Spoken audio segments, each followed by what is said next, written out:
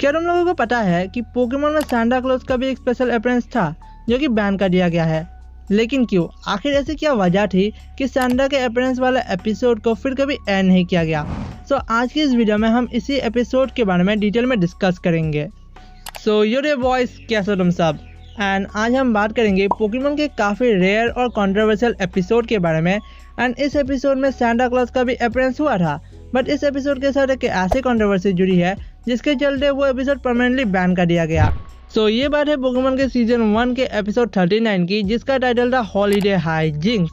And इस episode में एश, मिस्टी और ब्रॉक अपने एडवेंचर के दौरान एक पोकेमोन से मिलते हैं जो कि होता है जिंक्स। एंड एश उसको पकड़ने की कोशिश करता है एंड हमेशा की तरह वो फेल हो जाता है। एंड देन उनको पता चलता है कि ये जिंक्स एक्चुअली में सांता क्लॉज की असिस्टेंट है और बच्चों को गिफ्ट डिलीवर करने का काम करती है। एंड वो एक्चुअली सांता से बिछड़ जाती है। एंड देन एश, मिस्टी और ब्रॉक डिसाइड करते हैं उस जिंक्स को सांता से रियूनाइट करने का। पर बीच में आते हैं हमारे ओजी विलन्स टीम रॉकेट, जो गिफ्ट चुराने की कोशिश करते हैं एंड सांता और हमारे हीरोज को पकड़ लेते हैं। लेकिन एट द एंड समहाउ एश उन्हें रोक कर सांता और जिंक्स की हेल्प करता है एंड क्रिसमस को स्पॉइल होने से बचा लेता है। सो ये एपिसोड तो काफ़ी होलसम था, तो ये बैन क्यों हुआ? तो इसके बैन होने का सबसे बड़ा रीज़न था जिंक्स का ओरिजिनल डिज़ाइन, जो काफ़ी लोगों को रेशियल स्टीरियोटाइप लगा। जिंक्स का ब्लैक स्किन टोन और एग्जैजरेटेड फीचर्स लोगों को एक रेसिस्ट पैरोडी जैसा लगा। एंड उनके अकॉर्डिंग जिंक्स के अपीयरेंस से अफ्रीकन अमेरिकन का मजाक बनाया जा रहा था। सबसे पहले ये इशू एक American author Carole Boston Weatherford ने उठाया। उन्होंने लिटरली इसके अगेंस्ट एक पूरा आर्टिकल लिखा और कंट्रोवर्सी इतनी बड़ी हो गई कि पोकेमोन क्रिएटर्स को जिंक्स का डिज़ाइन चेंज करना पड़ा।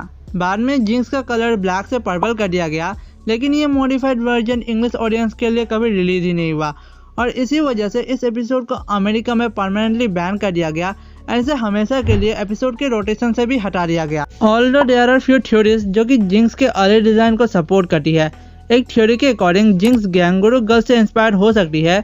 जापान में एक सब कल्चर हुआ करता था जहां लड़कियां अपने बाल ब्लीच करती थी और अपने स्किन को डार्क टैन करती थी। जिंक्स का लुक और गैंगुरु गर्ल्स का स्टाइल थोड़ा सिमिलर लगता है, स्पेशली उसकी dress. But ganguro culture actually Jinx के बाद पॉपुलर हुआ था, so this theory doesn't really add up. एक थ्योरी जो थोड़ी कन्विंसिंग लगती है वो आती है नॉर्स मिथोलॉजी से। सो नॉर्स गॉडेस हेल, जो कि हेल की रूलर है, एंड नॉर्स मिथोलॉजी में हेल को एक आइस रेल्म की तरह डिस्क्राइब करा गया है। एंड इन मिथोलॉजी कभी कभी goddess hello dark and face के साथ डेपिक्ट होती थी। एंड जिंक्स एक आइस टाइप पोकेमॉन है एंड अर्लियर उसका फेस भी डार्क दिखाया गया था। एंड लेटर पोकेमॉन स्वॉर्ड के पोकेडेक्स एंट्रीज में ये मेंशन करा गया है कि गैलार के कुछ पार्ट्स में जिंक्स को फियर एंड वर्शिप करा जा रहा था एज क्वीन ऑफ आइस। फिर आ रहा है डच कल्चर का कनेक्शन। सो डच का एक हॉलीडे कैरेक्टर है ज़्वार्टे पीट, जो सांता क्लॉज का असिस्टेंट है और डार्क स्किन है। कुछ लोग जिंक्स को इससे भी कंपेयर करते हैं, स्पेशली इस क्रिसमस वाले एपिसोड की वजह से। लेकिन यह थ्योरी कंट्रोवर्शियल बन जाती है क्योंकि इंटरनेशनल ऑडियंस ज़्वार्टे पीट को रेसिस्ट मानती है। अब बात करते हैं सबसे लॉजिकल थ्योरी की। सो जापानीज कल्चर में एक घोस्ट है यामाउबा। ये एक मिथोलॉजिकल योकाई है जो स्नो को कंट्रोल कर सकता है, रेड ड्रेस पहनता है और इसका लुक एंड अपीयरेंस बिल्कुल सिमिलर है जिंक्स के डिज़ाइन से। उसके light coloured hairs, thick lips, dark skin, सब कुछ। सो फैंस के अकॉर्डिंग जिंक्स का इंस्पिरेशन एक्चुअली यामाउबा से लिया गया है because of their similar appearance and the power of controlling snow. मेरी मानो तो जिंक्स का जो डिज़ाइन था वो किसी भी तरीके से किसी भी कम्युनिटी के लोगों या उनके कल्चर को मॉक करने के इंटेंशन से नहीं बनाया गया था। उसको अनइंटेंशनली डार्क स्किन दी गई होगी just to match its inspirations and बाहर की ऑडियंस ने इसे गलत वे में परसीव कर लिया। लाइक हर किसी का किसी भी चीज़ को देखने का अपना एक अलग वे होता है एंड कोई चीज़ किसी को सही लग सकती है तो कुछ लोगों को ऑफेंसिव, एंड इसमें कुछ गलत भी नहीं है। बट एक पोकेमोन के डिज़ाइन को लेकर कंट्रोवर्सी इतनी बड़ी हो जाना कि उसको परमानेंटली बैन कर देना, ये थोड़ा एक्सट्रीम तो था। But at the end Nintendo ने ऑडियंस के सुनते हुए उसके डिज़ाइंस में चेंजेस लाए, but still Jynx doesn't have that many fans. And एक और इंटरेस्टिंग बात यह है कि पोकेमोन के स्टार्टिंग के एपिसोड्स में जापानीज कल्चर और हॉलीडेज जैसे किड्स डे और हिनामात्सुरी प्रोमिनेंटली दिखाए गए थे।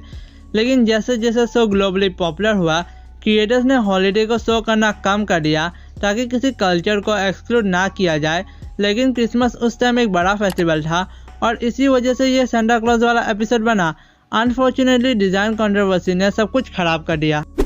सो yeah that is all for today's video and I know video काफ़ी वक्त के बाद आई है but I am done with my exams and I guess अब मैं रेगुलर वीडियोस लाऊंगा।